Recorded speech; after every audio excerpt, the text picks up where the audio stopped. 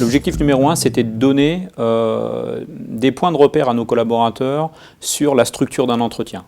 Le deuxième, il était éminemment important, on parle d'entretien connecté, c'était d'intégrer ces nouveaux supports, ces nouveaux outils, que ce soit les tablettes, les téléphones, la visio, la signature électronique, dans l'entretien. Et on sait que ces supports, ces outils, sont pas si faciles que ça à intégrer. Hein. Donc, un des éléments de la formation et un des objectifs de la formation, c'était bien celui-là, leur faire comprendre que ces outils, c'était plus une aide, plus un apport qu'une contrainte.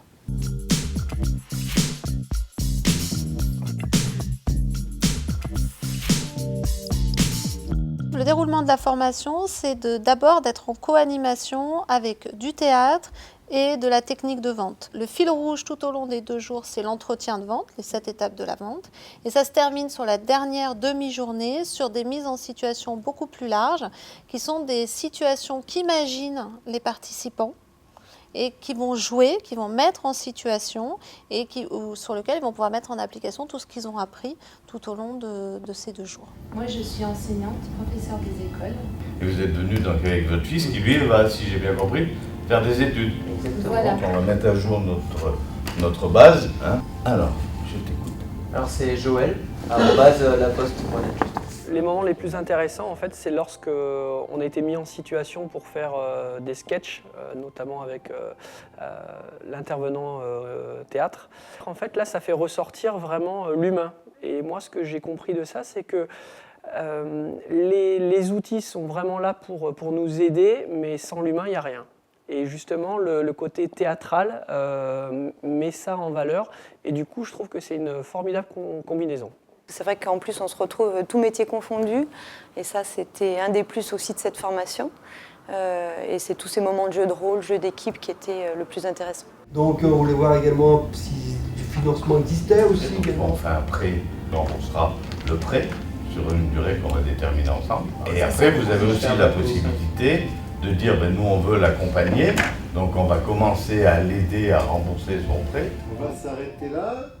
La technique de vente, c'est une technique. Comme le dit son nom, c'est technique, donc c'est inhumain. Or, la relation vente, c'est une relation émotionnelle aussi. Donc, c'est parti de là, l'idée. On a conçu des mises en situation et on a conçu aussi des exercices où le théâtre pouvait aider. Dans la phase de découverte, tout ce qui est écoute, tout ce qui est réception, tout ce qui est ancrage dans l'autre, empathie. Dans la phase argumentaire, tout ce qui est l'explication, comment j'articule quelque chose, comment je fais des silences pour que la personne ait le temps de comprendre ce que je lui ai dit. Et là, c'est du travail. Donc, on associait les phases de la vente à des exercices de théâtre bien spécifiques qui font travailler sur des aspects bien spécifiques de l'émotion, de l'engagement et de l'expression. Je pensais qu'on allait beaucoup plus parler digitalisation, outils, etc.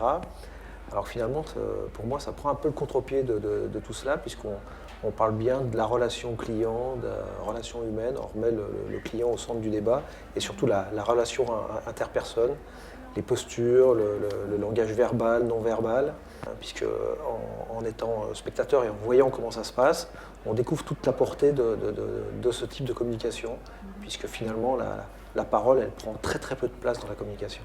Quand on a reçu la demande et qu'on a voulu faire cette proposition en duo, on a décidé d'aller, nous, voir ce qui se passait en agence. Et on a repris ces situations, certaines de ces situations, pas toutes évidemment. Parfois on a fait des montages de plusieurs pour créer des situations de formation en fait. C'est-à-dire de s'ancrer vraiment dans leur réel pour que quand ils arrivent en formation, d'un seul coup on leur mette dans une situation qu'ils ne se disent pas ouais bon, je ne sais pas trop de quoi il s'agit. Généralement ça leur parlait tout de suite parce que c'est des choses qu'ils vivent. Enfin, ça m'a donné un déclic en fait et je sais que